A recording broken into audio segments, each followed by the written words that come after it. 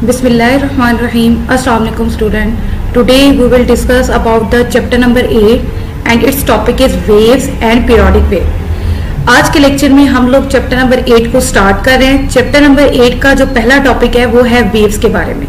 That is most important as a short question. First of all we will explain what is wave. Waves क्या होती हैं? Wave जैसे कि हमने कहा समंदर की लहरें. वेव का मतलब होता है लहरें पैदा करना. जैसे समंदर की लहरें होती हैं लाइक हमारे पास जिग जैग की फॉर्म में, इसे हम क्या बोलते हैं? वेव बोलते हैं. वेव का काम क्या है? वेव का काम ये है कि ऐसा मैकेनिज्म जो कि एनर्जी को ट्रांसफर करे एक जगह से दूसरी जगह में, उसे हम क्या बोलेंगे? वेव बोलेंगे. जैसे कि स्टार्टिंग में उसकी एनर्जी क्या थी? मेरे पास बिल्कुल बहुत ज्यादा हाई एनर्जी थी फॉर एग्जांपल हम कहते हैं, और वो वेव की फॉर्म में एक जगह से लहर को कहाँ ट्रांसफर कर रही है? दूसरी साइड पे ट्रांसफर कर रही है. तो इसे हम क्या बोलेंगे? वेव बोलेंगे. ठीक है. और ये किसी भी मैटर को ट्रांसपोर्ट किए बगैर क्या करे? एनर्जी को ट्रांसफर करे. इसे हम क्या बोलेंगे? वेव बोलेंगे. वेव की इसी तरह हम एग्जांपल भी ले सकते हैं लाइक हमारे पास वाटर वेव हो गई, that is the best example of. String wave हो गई. ये तमाम वेव्स की एग्जांपल है. तो a wave in the mechanism by which energy is transfer from one place to another. In mechanical wave transport energy without transporting matter. अब जो wave की नेचर होती है मे बी डिफरेंट होती है, हर मैकेनिज्म में डिफरेंट होती है. ठीक हो गया. ये एनर्जी को द सेम में ट्रांसपोर्ट करती है, लेकिन इनकी वेव की जो नेचर होती है वो हर जगह डिफरेंट होती है.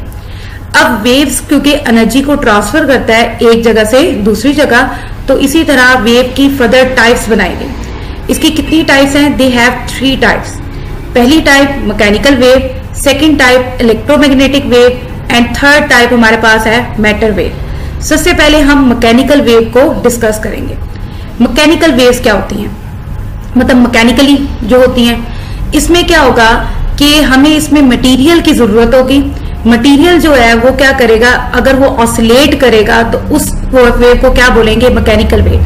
मीन्स हम ये कहते हैं कि ऐसा पार्टिकल, ये एक मटेरियल का ऐसा पार्टिकल जो क्या करना स्टार्ट कर दे? ऑसिलेट करना स्टार्ट कर दे. मतलब आपको पता है ऑसिलेट का मीनिंग क्या था? और सराउंड अबाउट ऑसिलेट करना, वाइब्रेट करना स्टार्ट कर दे.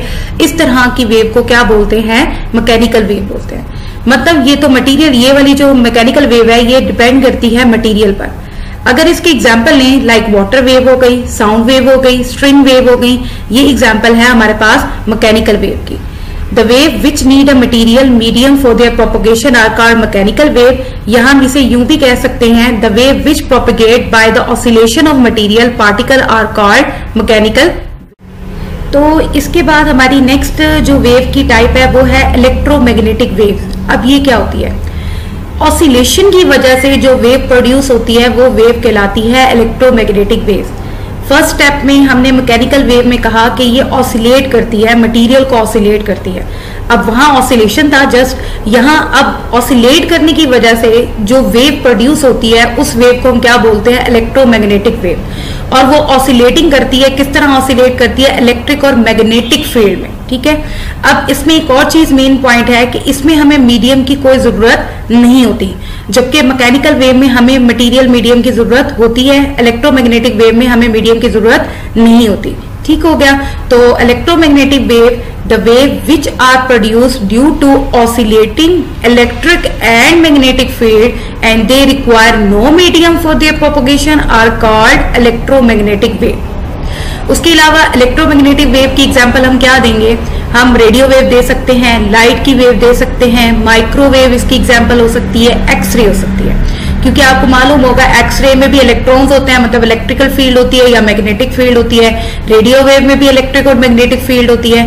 तो इलेक्ट्रोमैग्नेटिक वेव की एग्जांपल कौन सी होंगी? Radio wave, light wave, microwave and X ray. ये हमारे पास था इलेक्ट्रोमैग्नेटिक वेव. नेक्स्ट हम लास्ट जो टाइप है हमारे पास उसको पहले स्टडी करेंगे. जो थर्ड टाइप है वो है मैटर वेव्स. मैटर का मतलब होता है मैटर की स्टेट्स. कितनी स्टेट्स होती हैं? 3 स्टेट्स होती हैं, सॉलिड, लिक्विड और गैस. यहाँ होगा क्या? यहाँ पर जो वेव होंगी वो एनर्जी को ट्रांसफर करेंगी, लेकिन क्या करेंगी? काइनेटिक एनर्जी की फॉर्म में एनर्जी को जो ट्रांसफर करेंगी, ऐसी वेव्स को हम क्या बोलते हैं? मैटर की वेव्स बोलते हैं. अब वेव्स का मतलब क्या था, हमने सिंप्लिसिटी में बताया कि एनर्जी ट्रांसफर करती है from one place to another place. Matter wave क्या है, ये उसकी टाइप है, ये भी एनर्जी ट्रांसफर करती है, लेकिन किस फॉर्म में ट्रांसफर करती है, काइनेटिक एनर्जी की फॉर्म में ट्रांसफर करती है और वेरी फास्ट मूविंग पार्टिकल्स में ट्रांसफर करती है। इस तरह की वेव को क्या बोलते हैं, मैटर की वेव्स बोलते हैं। The wave in which the energy transfer in the form of kinetic energy of very fast moving particles are called matter wave, and इसको हम लोग डी ब्रॉगली वेव्स भी कहते हैं। उसकी मेजर रीजन ये है कि मैटर की वेव्स को डी ब्रॉगली ने एक्सप्लेन किया था। इसकी एग्जांपल जैसे कि wave associate with the motion of electrons, ठीक हो गया, इलेक्ट्रॉन्स की मोशन से जो वेव बनती है उस वेव को हम क्या बोलते हैं, मैटर की वेव्स बोलते हैं। ये हमारे पास थी टाइप्स थी, किसकी टाइप्स थी, वेव्स की। नेक्स्ट हमारे पास टॉपिक है what is progressive wave. Progressive wave क्या होती है, तो प्रोग्रेसिव वेव को एक्सप्लेन करेंगे। अब प्रोग्रेसिव वेव क्या है, ये भी एक किस्म की वेव ही होती है। ये क्या करती है, ये भी एनर्जी को ट्रांसफर करती है, लेकिन किस तरह ट्रांसफर करती है, जो भी सोर्स हम ले रहे हैं, जो भी हम मटेरियल ले रहे हैं, अगर उसमें कोई डिस्टरबेंस पैदा कर दी जाए, उसमें कोई रिस्ट्रिक्शन लगा दी जाए, कोई फ्रिक्शन लगा दी जाए, कोई डिस्टरबेंस कर दी जाए, उसकी वजह से जो वेव ट्रांसफर करेगी एनर्जी को, उस प्रोसेस को क्या बोलेंगे, प्रोग्रेसिव वेव कहेंगे। प्रोग्रेसिव वेव का दूसरा नाम ट्रैवलिंग वेव भी है, मतलब ट्रैवल करते जाना, एनर्जी को ट्रैवल करते जाना। तो वो ट्रैवल कैसे होगी, सोर्स पर डिस्टरबेंस पैदा करने की वजह से। जैसे हम एक रस्सी लेते हैं, उस रस्सी पर अगर हम अपने बाय हैंड के जरिए उस रस्सी पर कोई भी एक डिस्टरबेंस पैदा कर देंगे, उस डिस्टरबेंस की वजह से उस रस्सी की जो एनर्जी होगी वो एक जगह से दूसरी जगह ट्रांसफर हो जाएगी। तो इस तरह की वेव को क्या बोलते हैं, ट्रैवलिंग वेव बोलते हैं या फिर प्रोग्रेसिव वेव बोलते हैं। तो wave which transfer energy by moving away from the source of disturbance are called progressive wave, and it is also called the traveling wave। इसको हम traveling wave भी बोलते हैं, ट्रैवल करना, एक जगह से दूसरी जगह ट्रैवल कर जाती है। अब प्रोग्रेसिव वेव या फिर ट्रैवलिंग वेव की भी फर्दर दो काइंड्स हैं, दो एग्जाम बनाई गई हैं। पहली ट्रांसफर वेव, दूसरी longitudinal wave. That is the most important. Progressive wave की ये जो काइंड्स हैं ये मोस्ट इंपॉर्टेंट है, एक ट्रांसफर वेव और एक longitudinal wave, as a long plus as a short. अब हम एक्सप्लेन करेंगे कि ट्रांसफर वेव्स क्या होती है। ट्रांसफर वेव, ट्रांसफर का मतलब क्या होता है, ट्रांसफर वेव मतलब ट्रांसफर करना। अब यहां पर ट्रांसफर वेव का मतलब क्या है कि हम कोई पार्टिकल लेते हैं और उसका मीडियम भी होता है, ये क्या करेगी, एनर्जी को एक जगह से दूसरी जगह ट्रांसफर करेगी, लेकिन इनकी जो डायरेक्शन होगी वो परपेंडिकुलर होगी to the propagation of wave के। इस तरह की वेव को क्या बोलते हैं, ट्रांसफर वेव बोलते हैं। मतलब एंगल जो हमारे पास डायरेक्शन होगी वो क्या होनी चाहिए, परपेंडिकुलर होनी चाहिए प्रोपोगेशन ऑफ वेव के। मतलब उसकी जो हरकत है, उसकी जो मूवमेंट है वो क्या होनी चाहिए, परपेंडिकुलर होनी चाहिए डायरेक्शन के। इसको हम मजीद एक्सप्लेन भी करेंगे बाय डायग्राम के जरिए। अभी अप्रोप्रिएशन डेफिनेशन के according, the wave in which particle of the medium are displayed perpendicular to the direction of propagation of wave are called transfer wave। अब longitudinal wave क्या है, इसका उल्ट होगा डेफिनेटली। लॉन्गिट्यूडल वेव में भी पार्टिकल और मीडियम लिया जाएगा, लेकिन ये डिस्प्ले होती है along the direction of propagation of the wave. मतलब यहाँ परपेंडिकुलर डायरेक्शन का होना जरूरी नहीं है, ये क्या होती है, along the direction of propagation of the wave. इसे हम क्या बोलेंगे, लॉन्गिट्यूडल वेव बोलेंगे। The wave in which particle of the medium are display along the direction of propagation of the wave are called longitudinal wave. तो इस तरह की wave को क्या बोलते हैं हम, लॉन्गिट्यूडल वेव बोलते हैं। इसके बाद इसमें एक मजीद एक क्वेश्चन बनता है कि why sound wave in air are longitudinal in nature. कहता है ये जो हवा की हमारे पास साउंड वेव जो है, हवा में लॉन्गिट्यूडल नेचर क्यों रखता है, जबकि हमने कहा sound wave is the example of transfer wave. ठीक हो गया, तो उसकी वजह ये है कि ये जो वेव्स होती हैं, ट्रांसफर वेव हो गई चाहे लॉन्गिट्यूडल वेव हो गई, ये तमाम वेव्स क्या होती हैं, सॉलिड भी में और फ्लूइड में भी मैटर करती हैं, सेटअप करती हैं। चाहे वो फ्लूइड में भी फॉर्म कर सकती हैं और सॉलिड में भी मौजूद होती हैं।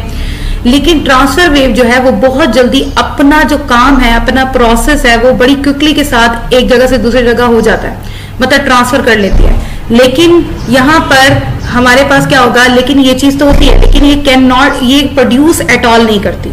मतलब हमारे पास जो ट्रांसफर वेव होती है वो बहुत जल्दी एक जगह से दूसरी जगह ट्रांसफर कर लेती है, वो एकदम से डाई आउट वेरी क्विकली मतलब खत्म हो जाती है। लेकिन जो लॉन्गिट्यूडनल वेव होती है वो नेचर के हिसाब से एक्सप्लेन करती है। That's why sound wave in air are longitudinal in nature. और हवा की जो आवाज होती है वो आहिस्ता आहिस्ता आहिस्ता से कम होती है ना, तो इसी वजह से ये लॉन्गिट्यूडनल वेव की नेचर पर डिपेंड करती है। साउंड वेव इन ईयर जो है वो लॉन्गिट्यूडनल नेचर रखती है, ना कि ट्रांसफर वेव रखती है। Both type of waves can be set up in solid, in fluid, however transverse wave die out very quickly and usually can not be produce at all. That is why sound wave in air are longitudinal in nature. इसके बाद हम मजीद explain करेंगे transverse wave को। अब आपको diagram में नजर आ रहा होगा, जैसे कि ट्रांसफर वेव को हमने कहा था कि ये along the perpendicular to the direction of propagation होता है। तो यहाँ पे अगर आप देखें तो क्या बन रहा है, वेव में एक परपेंडिकुलर डायरेक्शन बन रही है। एंगल कौन सा बन रहा है, परपेंडिकुलर। तो ये क्या कहलाएगा, ये ट्रांसफर वेव कहलाती है। बिल्कुल इसी तरह लॉन्गिट्यूडनल वेव को देखें तो वो अलोंग द परपेंडिकुलर नहीं था, वो सिर्फ along the direction of propagation था। जैसे कि आप यहाँ देख रहे हैं, जैसे उसने कंप्रेस किया, यहाँ पर हमारे पास ज्यादा कंप्रेशन हो गई, यहाँ पर हमारे पास बहुत ज्यादा ये ढीली सी आ जाएगी और फिर ये कंप्रेशन होगी। तो लॉन्गिट्यूडनल वेव में 3 किस्म की फॉर्म्स बनती हैं। एक बनता है कंप्रेशन, अगर देखा जाए तो 2 बनती हैं, एक कंप्रेशन और एक रेयर रिफ्रैक्शन। स्टार्टिंग में कंप्रेशन होता है, मतलब वो स्प्रिंग जो है वो कंप्रेस होता है, फिर यहाँ पर रेयर रिफ्रैक्शन, यहाँ पर स्प्रिंग में स्पेस ज्यादा हो जाता है, फिर एंडिंग में भी क्या होता है, कंप्रेशन होता है। तो 3 यहाँ पे फॉर्म बनती है, कंप्रेशन, उसके बाद रेयर रिफ्लेक्शन और उसके बाद लास्ट में भी क्या बनती है, कंप्रेशन एक्सप्लेन करते हैं। तो ये हमारे पास क्या थी, लॉन्गिट्यूडनल वेव। नेक्स्ट हम टॉपिक एक्सप्लेन करेंगे what is periodic wave. Periodic mean periods की फॉर्म में, मतलब टाइम की फॉर्म में। तो पीरियोडिक वेव यहाँ पर होगी in the form of time form होगी। अब हम पीरियोडिक वेव को एक्सप्लेन करेंगे।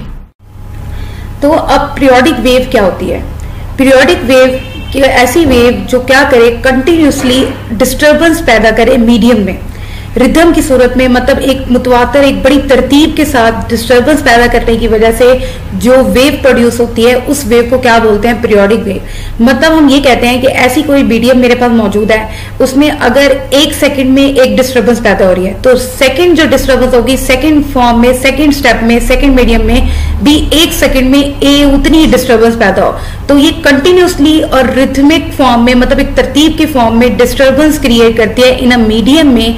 इसे हम क्या बोलते हैं, पीरियोडिक वेव बोलते हैं। पीरियोडिक का मतलब यह है टाइम डिपेंडेंट। तो यहाँ पर क्या होगी, कंटिन्यूसली टाइम के साथ साथ आराम आराम से डिस्टरबेंस होगी इन अ मीडियम में, उसे हम क्या बोलेंगे, periodic wave.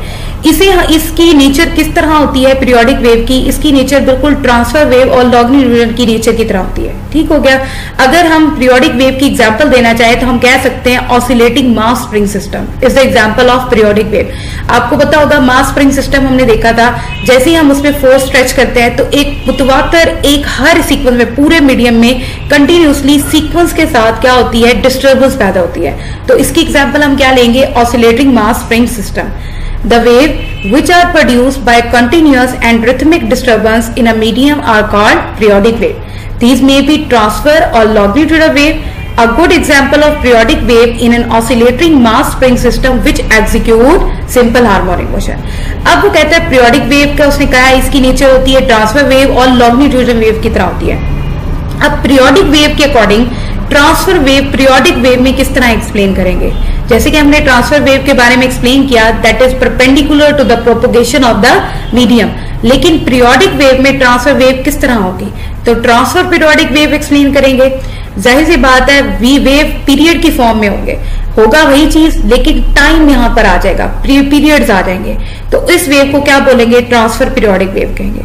The periodic wave in which the displacement of the particle of the medium is perpendicular to the direction of motion of the wave are called transverse periodic wave. मतलब सारा कुछ वैसे ही जो ट्रांसफर वेव होती है, just फर्क क्या आ गया कि पीरियोडिक वेव इसमें अप्लाई हो गई है displacement of the particle of the medium के अकॉर्डिंग। तो ये क्या कहलाती है, हमारे पास ट्रांसफर पीरियोडिक वेव कहलाती है। मजीद हम ट्रांसफर पीरियोडिक वेव को एक्सप्लेन करेंगे, क्योंकि अब यहाँ पर पीरियोडिक वेव के अकॉर्डिंग आ गया है, तो उसके हिसाब से यहाँ पर उसकी बहुत सारी पार्ट्स बन जाते हैं। पहला क्रस्ट, दूसरा ट्रफ, थर्ड एम्पलीट्यूड क्या होती है, fourth wavelength and last is time period. इसे हम एक्सप्लेन करेंगे। That is also the most important as a short question, ये शॉर्ट में भी आते हैं। इनके बारे में हम पहले भी एक्सप्लेन कर चुके हैं। क्रस्ट क्या होता है, ट्रफ क्या होता है। अपर पोर्शन जो होता है वेव का वो क्रस्ट कहलाता है, लोअर पोर्शन जो होता है वो वेव का वो ट्रफ कहलाता है। तो अकॉर्डिंग टू द डेफिनेशन क्या होगा, the portion of the wave above the mean level, मतलब वही मीन लेवल पर जो स्टार्टिंग अबव वाला हिस्सा जो होता है, जो अपर पोर्शन होता है वो क्या कहलाता है, क्रस्ट कहलाता है। और ट्रफ वही the portion of the wave, wave का ऐसा पोर्शन जो बिलो इट्स मीन लेवल हो, मतलब नीचे वाला पोर्शन क्या कहलाता है, ट्रफ कहलाता है। इसके बारे में हम पहले भी एक्सप्लेन कर चुके हैं। अब एम्पलीट्यूड क्या होता है, एम्पलीट्यूड के बारे में भी हम जानते हैं कि एक वेव की हाईएस्ट पॉइंट जो होता है वो क्या कहलाता है, वेव का हाईएस्ट पॉइंट एम्पलीट्यूड कहलाता है। मतलब वेव जो है, अगर मेरे पास फॉर एग्जांपल वेव जा रही है एक अपर पोर्शन पे, फिर डाउन, फिर अपर, फिर डाउन, और सबसे हाईएस्ट ऊपर अपर की तरफ जाती है, हाईएस्ट जाती है, उस फॉर्म को हम क्या कहेंगे, एम्पलीट्यूड कहेंगे। मतलब मैक्सिमम डिस्प्लेसमेंट पॉइंट, ऐसा पॉइंट जिसका डिस्प्लेसमेंट मैक्सिमम हो उसे हम क्या बोलेंगे, एम्पलीट्यूड कहेंगे। कहां पर हो, क्रस्ट और ट्रफ में हो। अब अगर हम रस्सी की बात करें तो रस्सी में भी यही है, कोई एक वेव, हल्की सी वेव पैदा होती है, कोई बहुत अपर की तरफ जाती है, तो इसे हम क्या बोलेंगे, एम्पलीट्यूड बोलेंगे। The amplitude is the maximum displacement of point in a crest और a trough of the string is called amplitude. अब बात आ जाती है वेवलेंथ की, ये भी हम पहले एक्सप्लेन कर चुके हैं। वेवलेंथ का मतलब होता है वेव में डिस्टेंस। जब भी हम वेव में डिस्टेंस को फाइंड करना होता है तो हम क्या यूज करते हैं, वेवलेंथ। और ये होता क्या है, the distance between crest and trough is called wavelength. Two consecutive crest and two consecutive trough is known as wavelength. उसके बाद है टाइम पीरियड। टाइम पीरियड से ही मालूम है, मतलब टाइम कितना लगा एक वेव को ट्रेवल करने के लिए, कितना टाइम लगा। जो वेवलेंथ हम फाइंड करते हैं उस वेवलेंथ के, मतलब डिस्टेंस हो गया दो वेव्स के दरमियान, एक पॉइंट से दूसरे पॉइंट में वेव जब डिस्टेंस कैलकुलेट किया वो वेवलेंथ हो गया, और उस वेवलेंथ को कितना टाइम लगा उस टाइम पीरियड को फाइंड करेंगे, उसे हम क्या बोलेंगे, टाइम पीरियड बोलेंगे। The time for which the wave travel a distance of wavelength is called time period. तो टाइम पीरियड का भी समझ आ गई। उसके बाद हम मजीद एक्सप्लेन करेंगे इसी ट्रांसफर पीरियोडिक वेव को, speed of wave. Speed of wave क्या है, वेव की स्पीड कितनी होती है। आपको याद होगा हम लोगों ने 10th में भी पढ़ा था, speed wave, relation between wavelength, frequency and हमारे पास स्पीड होती थी। तो इसको भी कुछ हम इस तरह ही कैलकुलेट करेंगे। When a wave progressive, each particle in the medium performs simple harmonic motion, the time that the crust required to move a distance of one wavelength is equal to the time required for a point in the medium to go through one complete oscillation। मतलब speed वाला ही formula होगा।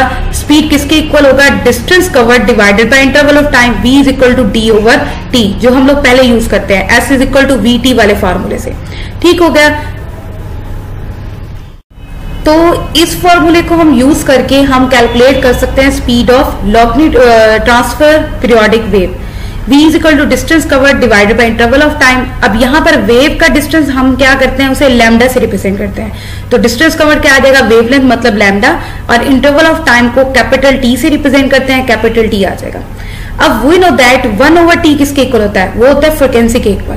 तो हम 1/t की जगह f लिख सकते हैं। तो यहाँ क्या बन जाएगा, v is equal to f lambda.